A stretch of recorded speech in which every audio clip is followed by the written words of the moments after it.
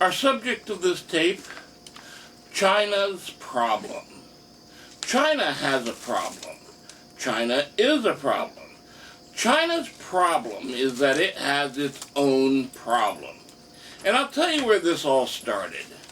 Once upon a time, there was a totalitarian government that got overthrown by a bunch of Marxists who promised to have a utopia where every person would be equal. And as in most communist situations, most totalitarian situations that do this, they did. They brought everybody down to an impoverished level and put them out to fields to work. But that's not China's problem. China has a problem. And the problem is this. They have two separate structures in their government, and they're both fighting for control. China has a military branch, and China has the government branch. Each of these branches operates underneath the leadership branch. The leadership branch gives its nod to one or the other if they are doing well. If they're not doing well, all hell can break loose. Now, what is China's problem? Well, it goes back to the early days of China. When China moved all of its population out into the fields, the military branch of China could show up with trucks, load up a bunch of field hands into the trucks, take them to wherever the conflict was happening, give them fake guns, fake rifles, fake pistols, fake weapons of all type, point them at the enemy, and say, attack, and they would. I mean, what's the difference? You're working in a field, your leadership has given you this nice fancy wooden rifle, you're going to go ahead and do whatever they say, because at least you're not working in the field anymore. What would happen after that is that all of these field hands, all of these ignorant folk picked up by the military, would rush headlong into the enemy. This is what happened in Vietnam. This is what happened in Korea. This is what happened in Laos. This is what happened all throughout Asia. The thing that would happen is you would have thousands upon thousands of Chinese attacking outposts of various types. And the outposts would waste all of their live ammunition on these people who were attacking with wooden rifles, wooden swords, basically weapons that were not real weapons. And once they ran out of bullets, or once they were reloading, then the real Chinese troops would come in. They had live weapons. They had live bullets. And they would wipe out the defenders who, frankly, had no bullets or weapons to defend themselves with. And then time moved forward. China discovered that its place in the world had suffered somewhat. They needed to reestablish footing, so they invested in a new culture. They invested in technology, up and down the scale. Computers, accountants, widgets of all types. But this led to a problem. Now, whenever China needs to find some military people to go send out to battle, the military people they pick up, the people that they're picking up out of these offices, are more important with getting the widget report out next Monday than they are in growing rice. They're people that were not as fit as the people who used to do the farm work. And worse than that, the people being picked up by the military can tell the difference between a real, actual gun and a wooden replicant. And this is the biggest problem of all. The modern-day Chinese person has seen enough films, military films, action films, everything, to know that when you hand him a rifle, it's going to take bullets. There's a trigger, and it will go bang, bang. No longer can the military just simply give them a wooden piece of shit and have them rush into battle. No longer does that ever happen. Okay.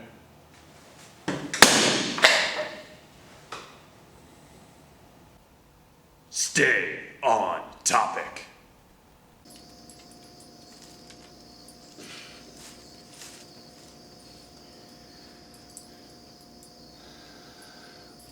Thank you, Bob. No longer does the simple Chinese peasant wander into battle with ill-fitting gear. They know what real rifles are, they know what real bullets are. And frankly, they've lived a comfortable life. They don't want to just give it up any longer. So the military has been having some problems recently in proving its worth to the leadership. That's what Hong Kong was supposed to be. Hong Kong was supposed to be an easy military intervention that led to Hong Kong being subjugated and put back under the control of the Central Chinese leadership. It was a military exercise. But the thing was, the military lined up their tanks along the border to Hong Kong, and they found out 75% of their tanks wouldn't work. 75% of their tanks were cardboard boxes kept together with duct tape. They couldn't send the tanks in to do the battles. They couldn't simply send out trucks to fields, load up the trucks with field hands, and send them into battle in Hong Kong. The field hands knew that a wooden rifle was not a real rifle, and that their lives were forfeit if they went into battle with them. So what was the military to do? The military decided to take a shortcut. The military has experimental branches. We'll discuss this in future videos, but they have experimental branches. One of the experimental branches deals with viruses. The Wuhan virus, COVID-19, was an experimental COVID virus. The COVID is a general classification, and it gets changed from year to year. Some Canadian researchers were working with variants of the Ebola virus, and they were reporting back to their Chinese masters some of the innovative aspects that they had come up with while working with the Ebola viruses. The Canadian government found out about them and kicked them out of the country. But as these researchers were leaving, they were leaving with their notes, and the military put them into these experimental labs immediately, and they were to produce the Wuhan virus. As with any military weapon, you test it first.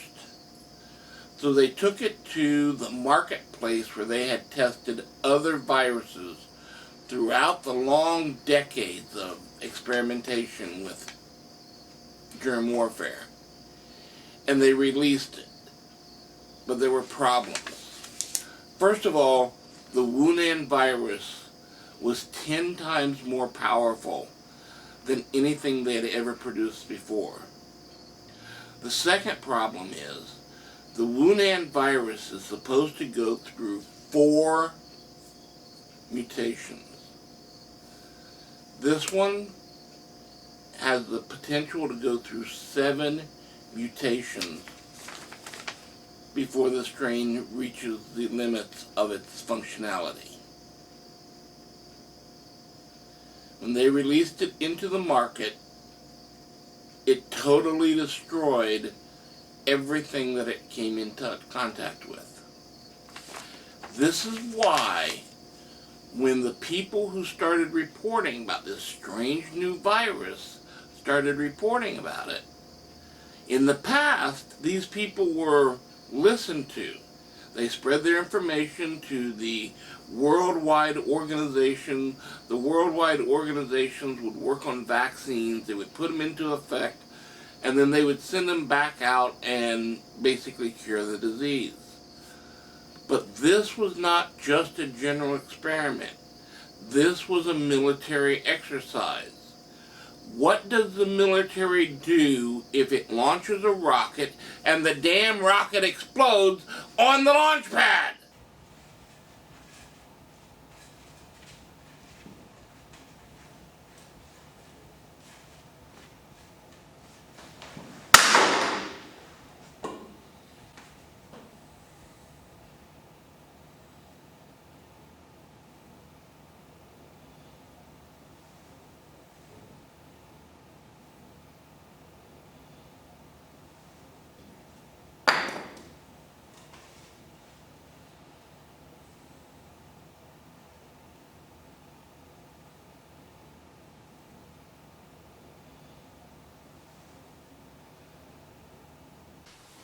Stay on topic. Thank you, Bob. The military went in with a heavy hand and they started eliminating everyone who was talking about this strange new virus. If you reported this strange new virus to anyone outside of China, you disappeared. People were sealed into their homes if they had the virus. Camps were set up so that if you showed signs of the virus, you were moved into the camps. The only problem is, once you moved into the camps, you disappeared. And the rumors spread. If you have this virus and the military comes and gets you, you disappear. So what happens? You start coughing, you start getting the virus, and you run. And they did. And they ran to the cities that surrounded Wuhan, and they infected people there. And the people that got infected there were tracked down by the military, and they ran to the bigger cities, and the bigger cities spread it, and you know what happened after that. The pan virus of 2019 began, and it shut down the world. If the military had not been involved, if this had just been a simple viral experimentation, if they had not gone after the researchers who were doing their job and reporting this to the world, the pandemic virus would have never spread. But they didn't. The military created this virus, and when this weapons test went off the rails, they did everything possible in a military way to close it down. And that meant making people disappear. That meant making the reporting of the virus a state secret. That meant closing everything down. What was the initial purpose of the Wuhan virus? What was the initial purpose of COVID-19?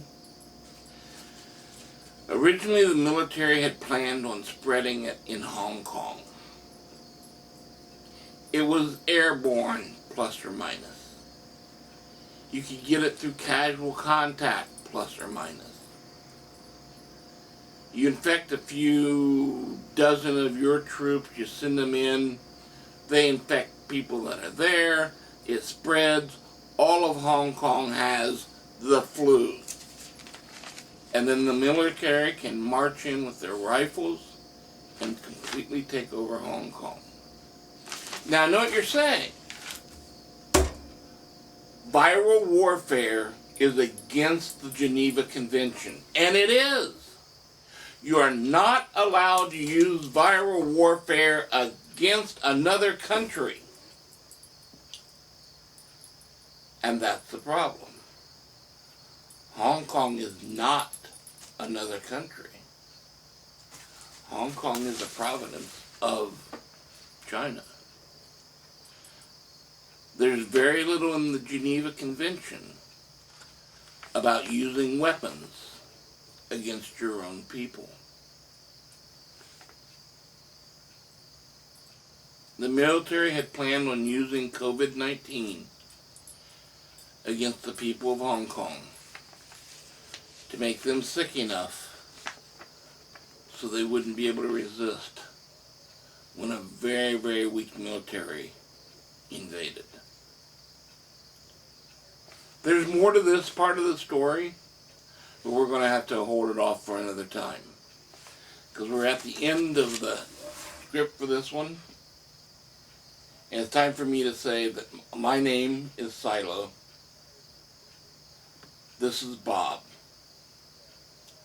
My name is Silo, and these are my words. Thank you very much. Good night.